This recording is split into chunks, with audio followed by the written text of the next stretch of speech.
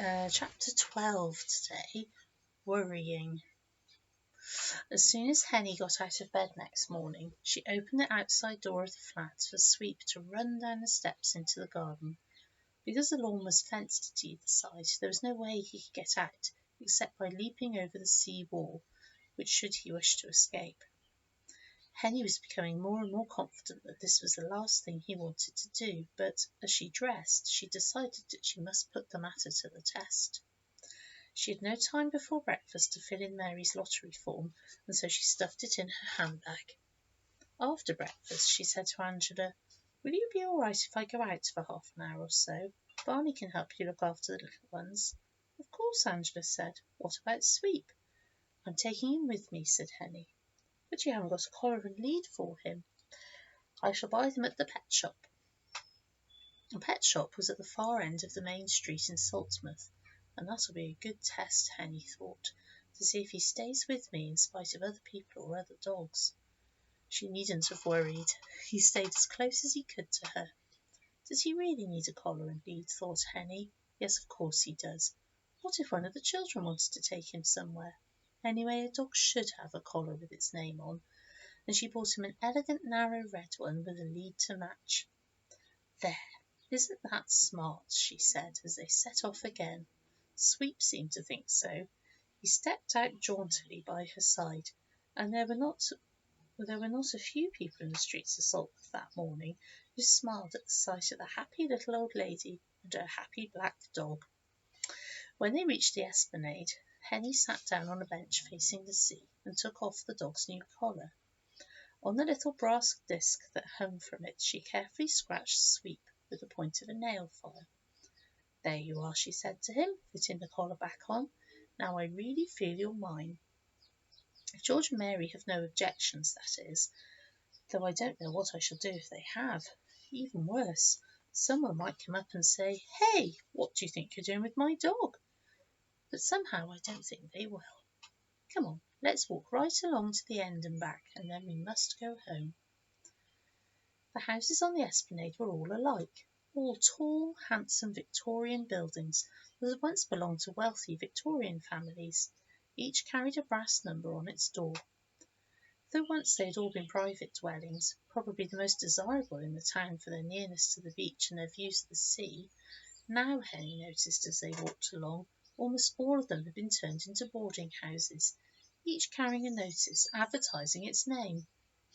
Not surprisingly, one was called Sea View, and there was also Balmoral and Gull's Nest, Welcome House and Costa Brava, Green Gables and Cliff Tops, and many, many more, serving the summer holidays trade.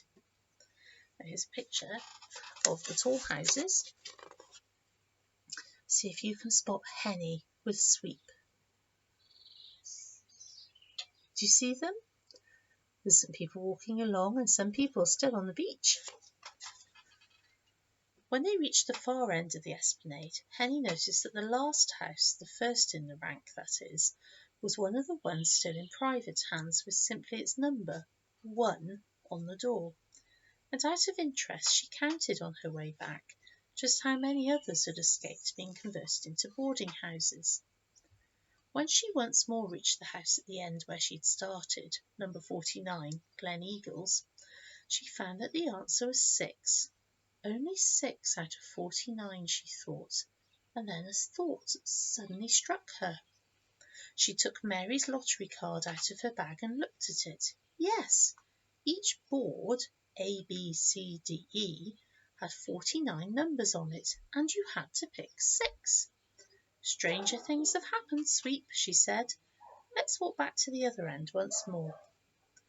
This time, as they returned, she took a pen from her bag and marked on the lottery cards the number of the 6 that were not boarding houses. 1, 6, 21, 26, 31, 42. "As good a way of picking as any other, I dare say," she told Sweep.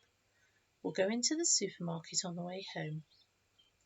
Outside there was a notice that said no dogs allowed, guide dogs only. But Henny, confident now of Sweep, tied his lead to a ring in the wall and went in alone. She handed the card with that clean vertical line through her 6 chosen numbers and a pound coin to the girl behind the counter, who put it into a machine out of which it quickly popped again, and then gave Henny a ticket marked with her numbers. "I've forgotten," said Henny. "What else do I have to do?" "Put your name and address on the back," the girl said. So Henny, without thinking whose ticket it really was, wrote Henrietta Hickathrift, Ivy Cottage, St. Edmund Street, Saltmouth. As she had hoped and expected, Sweep was sitting quietly waiting for her, though he greeted her as though they'd been apart for months. Back at Ivy Cottage, once the new red collar and lead had been admired, Angela said, "Mum and Dad rang up while you were out." "Nothing wrong, I hope," Henny said. "No, just to say they'll be back tomorrow afternoon. They said they were having a really lovely time." "That's what I wished," Henny thought. "Anything else?" she said. "No, it was a very short call. I asked did they want to speak to any of the others, but they said no, they were in a hurry. They were just off to Fontainebleau." "Did you say anything about Sweep?" asked Henny. "No, I didn't want to worry them." "Worry them? You mean they don't like dogs?" "No, I'm only teasing, Henny," Angela said. "We used to have a dog when I was small and Barney was a baby, but it died, and since then we've never had another one. Mum's been too busy with all of us, I suppose." "But, Angela, what do you think they'll say?" Henny said. "About Sweep, and about him sleeping in my room. I mean, I'll buy all his food. He won't cost them a penny, and he's a very clean dog by nature, I'm sure of that. And he's obviously going to be good with you children, and it isn't as though he is a big dog. He doesn't take up much room. And because he's got a smooth coat, he won't leave hairs everywhere, and I'll bet he'd be a good house dog. A dog's the best insurance against burglars.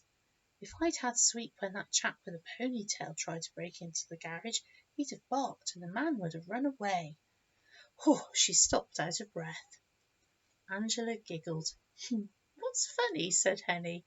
"You are. Anyone would think that that dog was the most important person in your life."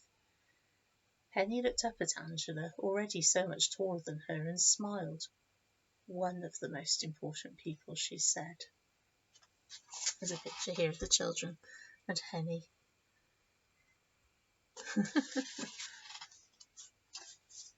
But the more Henny thought of it, the more she felt that she had not behaved at all well. She was meant to be acting responsibly while the children's parents were away. She was in charge, and what had she done? Only introduced a stray mongrel dog into their house, that's all. OK, so they'd owned a dog before, so they weren't people who didn't like dogs. But what if they wanted another? They'd have got one, wouldn't they? Whatever would they think when they arrived home to find that she'd got one in their absence? Suppose they said she couldn't keep Sweep. She couldn't bear that. She'd already grown too fond of him. Henny tried to imagine herself saying, "If Sweep goes, I go." But she couldn't bear that. She was much too fond of the goods. When George and Mary did arrive home the following afternoon, and 4 of their children had said hello and 1 had said bonjour, they asked, "Where's Henny?" "In her room," said Rowley, grinning in a mischievous sort of way. His parents looked round and saw that the other children were all wearing rather sly, secretive expressions. "Why is she in her room?" asked their mother. "She can't be ill," said their father, "or you wouldn't all be looking like Cheshire cats." "No, she isn't ill," said Rosie. "What then?" "She's with her friend," said Eleanor. "What friend?" "A sort of boyfriend, I suppose you could call him," said Barney. "A boyfriend in her room?" "She'll be here in a minute," said Angela. "She asked us to sort of prepare the way a bit before she introduced him to you, so you wouldn't be too shocked." George and Mary Good looked at one another in bewilderment. Then the door opened, and in came Henny and Sweep. Already in the short time he'd lived at Ivy Cottage, good feeding had filled him out a little, so that his ribs were not so prominent, and Henny had groomed his black coat till it shone, set off by the smart red collar round his neck. "Sit," said Henny, and he instantly obeyed. Then, before any of the three adults could say a word, a torrent of speech burst from the 5 children. He was a stray, like Henny, and she rescued him, and he's ever such a good dog, and he's called Sweet, and he sleeps in the flat, and he's ever so clean, and Henny bought him a collar and lead, and she's going to buy all his food, she says, and he won't cost you a penny, and he's potty about her, you can see that, and she's potty about him. George and Mary looked at each other again, and they smiled. "Well, Henny," said George, "we're very grateful to you for looking after things. We've had a marvellous time, but it's great to be back with the family once more. All 7 of you." "7," said Angela. "Yes, you and Barney and Eleanor and Rosie and Roly and Henny and Sweet." Oh, that's lovely. So the next chapter is... No, not the last chapter. Whew, a couple more left. See you next time. Bye-bye.